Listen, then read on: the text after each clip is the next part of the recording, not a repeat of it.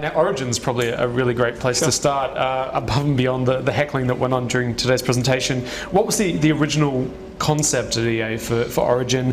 What is it now, and where do you see it going?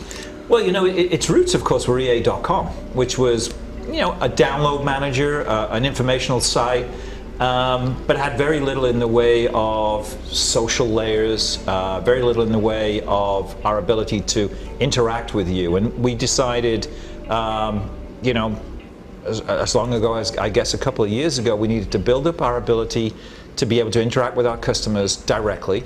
We foresee this direct-to-consumer digital world where it becomes important that you don't get an email saying we'll get back to you in 24 hours, that you need instant response, and we're building our competencies there. And being able to deliver games digitally, instantly to you is a big deal to our consumers now. So I'm doing it not just with EA games, but also with other third-party content. So hence it's not EA.com anymore, it's Origin powered by EA. And it just becomes our portal to our fans. I mean, that's basically the way it is. And we also like the idea, and you've seen some of the conversations in this, that we can patch our games directly, and having your own platform, I guess, becomes the key. Is it a tightrope at all in terms of the retail partnerships that you've built over time? You don't want to take the food out of their mouths, but at the same time, you have the option to go to directly to consumers. Are you at all concerned about damaging the relationships that you've built? Well, yes and no. I mean, I think the retailers that we deal with that really get this move to digital understand, and we understand what they need to do as well. Our partner here at EB Games today is leading that, and you've got great opportunities. You go in an EB Games store in Australia, you go into the GameStop versions elsewhere around the world, and you have all kinds of opportunity to deal directly with them via digital content. They understand what we need to do in this space. We support them in what they need to do. In fact, do a lot of digital sales through their stores. So yeah, I think we're all understanding that we're going to learn the lessons of the music industry. We're not going to try and fight back and convince people you have to buy a disc and you have to pay this amount of money for it, and it won't evolve and it won't have new content. And if you try and do something different, we're going to sue you. I mean, that was what the music industry model was.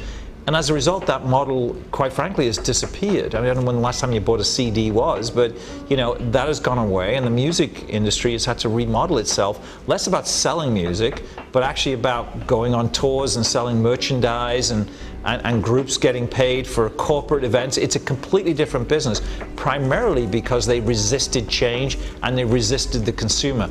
And that was the point I was trying to make today, that the consumer in our industry is in charge. They dictate with their wallets, with their passionate voices on sites like yours, what they want. And it's our job to deliver or die. I mean, that pretty simple message. You talked a lot about convergence of platforms, in particular iPhone and iPad being able to play against console games potentially.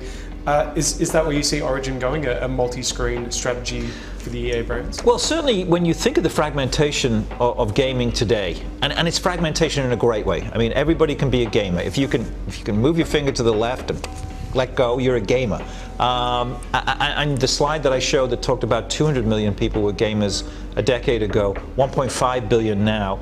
Is it 3 billion 5 years from now? The ubiquity of devices, the ubiquity of the internet, the ways you connect to the internet now, and the gamification, if you will, of content, all of that adds up to games on every device, anytime, anywhere, which is why I showed today our vision and mission, what we intend to be and how we intend to get there, like any great company has.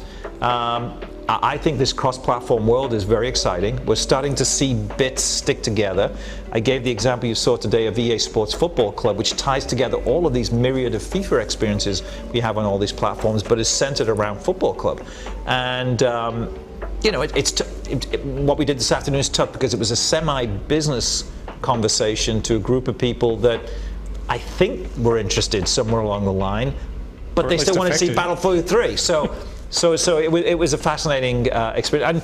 And I was reading body language as I was talking about it. You could finally winning them over and trying to get them think about gaming and where the gaming future is, not just I want to see Battlefield 3. So I think cross-platform gaming, digital content, anytime, anywhere, any device, any price, any amount of time, where you've got 2 minutes or 2 hours, that is the future of gaming. EA's role is to play in all of those individual aspects of what gaming will be. Is it because of that convergence that you've made a move towards bringing the mobile equivalent products within the core development teams now rather than developed through third parties or outsiders? Yeah, we try and keep our franchises within it. We've invested very heavily with our mobile team. Our core is our Los Angeles-based studio down there. EA Interactive is the division that focuses on that. We allow them to take our great brands, and they do brilliant work in development all over the world, but primarily through full-time EA employees.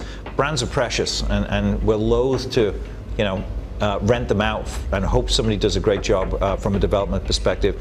Developing for mobile is complex. You've got to develop for different handsets. You've got to develop for different carriers' policies and deployment protocols, and you just need to make sure that it's done well, because you can ruin your franchise if you have a crummy experience on a smartphone or a tablet. EA's strategy is to be number one, as we are on mobile, number one hopefully in casual with the acquisition of PopCap, certainly number one in console.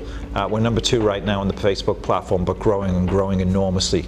And you think about the touch points that we all have with gaming now. EA is there and is either a leader or very close to being a lead on every single one. No other company in the world can lay claim to that. Now, the EA Partners program was pushed really heavily for a while there. You had some huge names with it, and some of those kind of disappeared in terms of the publishing agreements.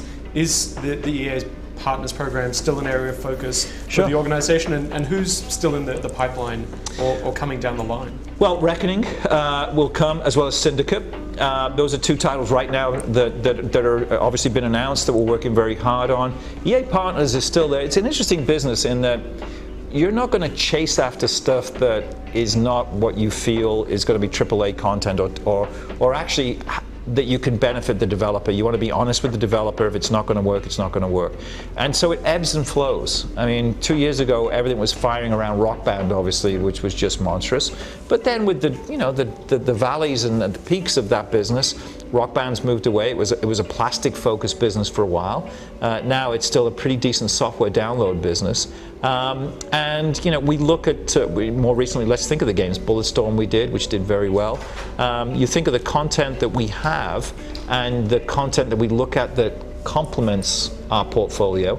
EAP is still a very interesting part of what we do. And we get lots of companies coming to us and with their content, but we have to be honest with them. If it doesn't work, it doesn't work. You've talked a lot about software as a service, particularly with games previously. With the multi-screen approach in particular and the convergence, again, of devices, is there a point in the future you see the EA business being about streaming a single experience to multiple devices rather than creating individual experiences for the strengths of each device? Not in the short term. I think of this to the latter. I think of it's a very different experience if I play on my iPhone versus my Xbox 360. There are obviously screen differences, CPU capabilities, GPU capabilities, screen alone. I mean, we learned in sports, FIFA 11 versus 11 on iPhone, not very good. The ability for us to be able to tailor the experience for the hardware, we think is still very important. And so you'll play, again, let's stay with FIFA, you'll play it on your iPhone, but it's a very different experience when you sit back in your living room and you crank up Xbox Live or PlayStation Network and you play against 6 or 8 of your friends from around the world. It's meant to be a different experience. That's a 10-foot experience. That's 5.1 sound, it's 1080p. It is not a lean-in smartphone experience, and those have to be tailored differently. So the single experience is still a long way away, and certainly from EA's perspective, we actually would disagree that that's something where gamers want. I think they want a bespoke experience for the hardware that they're playing. Now, you mentioned the experience that gamers want, and a lot of your presentation focused on the by-demand concept of building by consensus. Firstly, is there a risk at all that consumers firstly don't know what they want, and that you give the vocal minority a voice and they tailor a product that the silent masses don't necessarily want to buy? And as a result, is there a risk that the industry becomes homogenized because there aren't those thought leaders who are creating innovative, leading products that the consumer doesn't know that they want? So there's always two schools of thought. The late great Steve Jobs once said, he doesn't do consumer research, to the exact point, because the consumer doesn't know what they want until they see it. And Apple is famous for its secrecy and not doing user analysis tests and focus groups being brought in. It's not that they don't care; they just don't believe that the consumer adds value to that conversation. We get tremendous amounts of feedback, the telemetry of being connected online, and it's not necessarily opinions, but it's more about telemetry. So we know, you heard the DICE guys talk about how many bullets were fired. Well, those people paying attention says, do they really know every bullet? Yes, we do. And so that is telemetry that gives you indications of where a game can be improved, where a game's working, and where it isn't.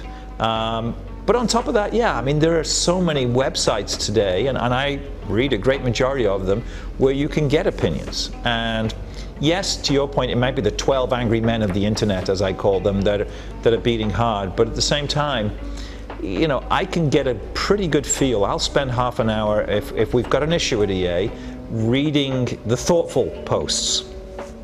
Tip to users, if you're just going to rant and use foul language and EA sucks, I'm not going to read that one.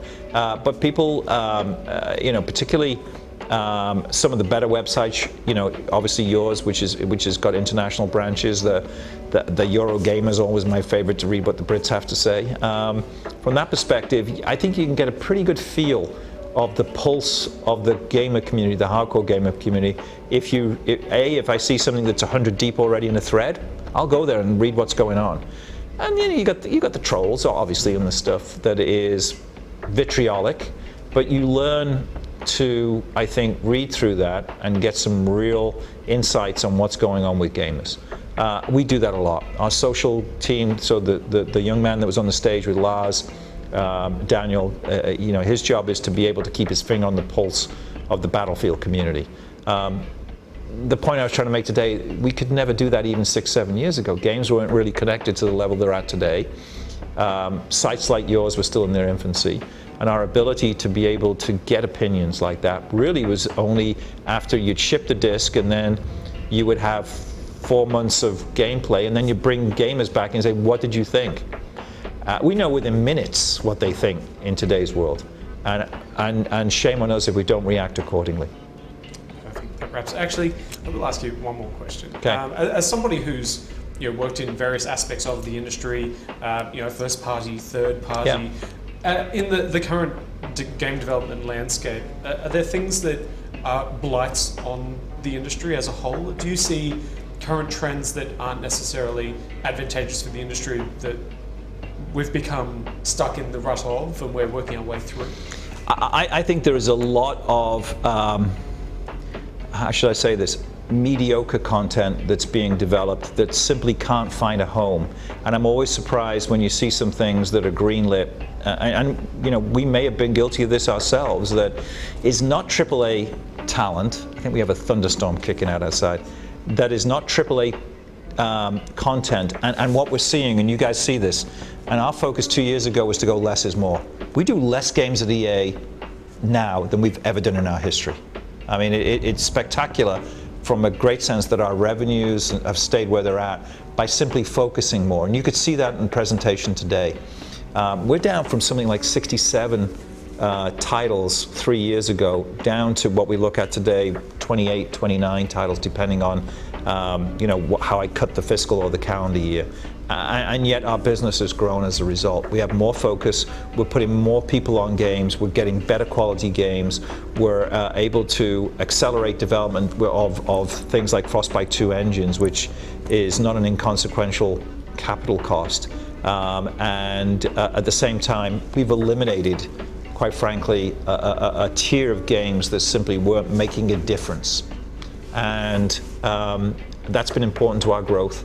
It always amazes me when I see things and you think, I'm not sure that would have got through Greenlight at EA.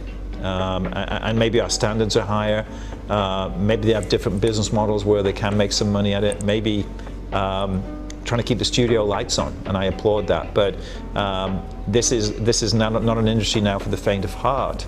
And from the ability to be able to continue as we do, which is the point I'm trying to make, you take your revenues and you reinvest.